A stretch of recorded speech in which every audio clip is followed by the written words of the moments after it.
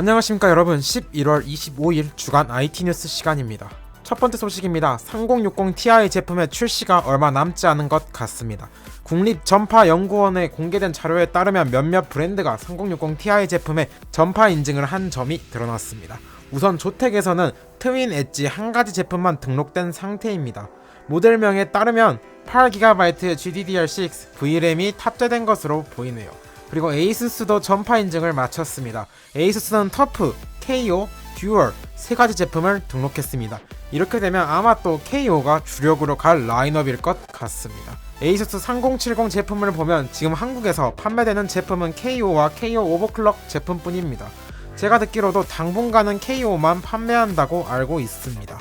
아마 이렇게 되면 3060 Ti 라인업도 KO만 출시할 것으로 보이네요.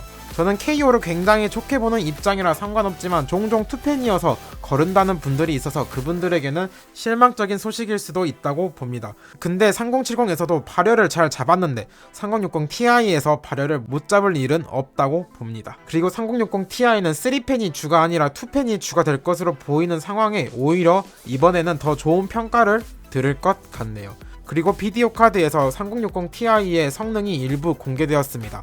해당 언론에 따르면 지포스 RTX 3060 Ti의 새로운 벤치마크가 온라인에 나타났다고 합니다. 첫 번째 유출은 애시즈 오브 더 싱귤러리티라는 벤치마크 웹사이트에서 나타났으며 크레이지 1080p로 테스트되었습니다. 벤치마크 결과를 보면 3060 Ti는 3070하고 상당히 유의미한 성능 차이가 있을 예정입니다. 수치상으로는 약 10% 정도의 격차가 있는 것 같습니다. 예상되는 가격은 349불에서 399불 사이가 될 것으로 보입니다. 한국 가격으로는 기준 환율에 세금 등 계산해보면 399달러 기준으로 약 56만원이 될 것 같습니다. 출시 날짜는 루머에 따르면 12월 2일이 될 것 같습니다. 그리고 한 커뮤니티 유튜브 생방 예정에 12월 1일 밤에 특별 게스트가 한 분 오신다는데 실루엣이 엔비디아 하여간 그렇기 때문에 아마 12월 1일 밤에 파운더스 에디션이 공개되고 나머지 제품들은 12월 2일에 공개되면서 출시되지 않을까 싶네요. 그리고 보통 출시 일주일 전에 저렇게 힌트를 주는데 오늘이 딱 예상 날짜 일주일 전이네요. 물론 저는 물건 받은 게 없어서 확실한 것은 아닙니다. 그리고 애초에 물건을 받았으면 엠바고 때문에 날짜를 못 이야기했겠죠. 특이한 점은 3000번대 첫 TI 제품인데 아직 출시도 안한 3060의 TI 버전부터 나온다는 것이 신기하네요. 노멀 3060 제품은 내년 1월에 출시될 예정으로 보입니다. 거의 그간 나왔던 루머 일정이 그대로 진행되는 모습이네요. 두 번째 소식입니다. 인텔의 11세대 차세대 데스크탑 CPU가 내년 3월 출시될 예정입니다. 해외 언론에 올라온 내용입니다. 해당 기사에 따르면 로켓레이크는 기존 루머처럼 1월에서 3월로 출시가 연기된 것이 확실해 보입니다. 그리고 Z490 보드에서도 지원할 예정이며 바이오스 업데이트를 통해서 지원이 가능합니다. 한 가지 문제점이 바로 PCIe 4.0에 대한 부분인데 해당 언론에 따르면 Z490 보드에서 PCIe 4.0에 대한 부분에 지원을 제공할지 PCIe 3.0으로 제한될지 현재로서는 불투명하다고 합니다. 제가 이전에 PCIe 4.0 레디가 적힌 보드를 살 것을 추천해 드렸는데 그 부분이 아직은 불확실한 것으로 보이네요. 아마 PCIe 4.0 호환이 되는 보드는 지원할 것 같습니다. 로켓레이크가 샌디 브릿지 이후 첫 번째 주요 아키텍처 개편이란 점을 고려할 때 인텔의 14나노 공정을 기반으로 하지만 로켓레이크 프로세서 라인에서 훌륭한 결과를 기대하게 합니다. 또한 인텔의 타이거 레이크가 구축된 10나노 공정의 최종 성숙 버전인 10나노 슈퍼피누로의 볼륨 증가를 완료함에 따라 로켓 레이크가 시장에 머무르는 것이 상당히 짧을 것으로 예상됩니다. 즉 14나노의 마지막으로 예측되는 11세대와 10나노의 시작이 될 12세대 간의 시간적인 간극이 매우 짧을 것으로 보입니다.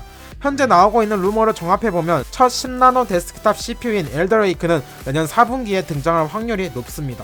로켓레이크가 1분기 말에 시장에 등장할 예정이니 그 시간적인 간극이 매우 짧을 것은 사실입니다. 여기서 덧붙여야 할 또 다른 점은 인텔이 의도적으로 10나노로의 전환을 지연시킬 수 있는 가능한 이유는 회사가 현재 X86 시장의 거의 80%를 공급하고 있으며 이러한 물량을 생산할 10나노 용량에 충분하지 않기 때문입니다. 10나노 슈퍼핀으로 볼륨 증가를 완료하는 동안 포트폴리오의 일부를 14나노로 유지하는 것이 가장 좋은 전략입니다. 인텔의 팹42도 마침내 온라인 상태가 되면서 2021년은 인텔이 TSMC를 따라잡기 시작하는 해가 될 것입니다. 그리고 11세대 로켓레이크에서는 두 자릿수 IPC 증가를 볼 수 있을 것 같습니다. 인텔이 AMD를 견제하기 위해서는 두 자릿수 IPC 증가가 필수적이었는데 이 부분을 달성한 것으로 보입니다. 그리고 기존 루버처럼 8코어 제품이 맥시멈이 될 예정이며 50%더 많은 통합 그래픽 성능을 제공한다고 합니다. 로켓레이크는 14나노 공정을 기반으로 하지만 이전 세대와 달리 사이프레스 코브라고 하는 써니코브 아키텍처를 기반으로 개선된 아키텍처가 특징입니다. 본질적으로 10나노에서 14나노의 백포트입니다. 새로운 주요 아키텍처와 결합된 5GHz의 부스트 클럭이 소비자에게 얼마나 어필을 할지는 모르겠습니다. 그리고 기존에 루머로 나왔던 25%의 IPC 향상을 보기는 어려울 것으로 보입니다.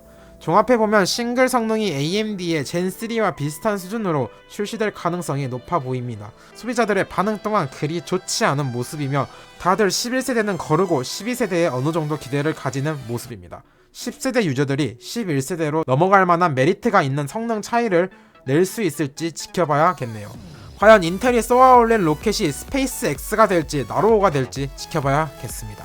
마지막 소식입니다. 올해 최고 기대작 게임 사이버펑크 2077의 PC판 출시 시간이 확정되었습니다. 개발사이자 유통사인 CD 프로젝트에서 공개한 내용입니다. 해당 내용에 따르면 한국은 동경과 같은 시간대를 사용하기 때문에 12월 10일 오전 9시에 출시, 바로 플레이를 진행할 수 있을 것으로 보이네요. 12월 10일은 한국어 자막 인터페이스만 제공하고 한국어 음성 더빙은 기존 계획대로 다음날인 12월 11일에 추가될 예정입니다. 사이버펑크 2077은 1인칭 오픈 월드 롤플레잉 슈팅 게임이며 많은 게이머들에게 큰 기대를 받고 있는 게임입니다. 그간 수차례 연기와 한국어 더빙 미지원 이슈 등을 극복하고 이제 정말 출시가 얼마 남지 않은 것으로 보입니다. 사이버펑크 2077의 해상도 레이트레이싱에 따른 권장 사양은 이전 영상에 올려놨으니 위에 카드를 참고해 주시기 바랍니다. 이번에는 제발 더 이상의 연기는 없이 출시했으면 좋겠네요. 자, 오늘 영상도 여기서 마치고 도움이 되셨다면 구독과 좋아요 눌러주시고 우리는 또 다음 영상에서 만나도록 하죠. 안녕.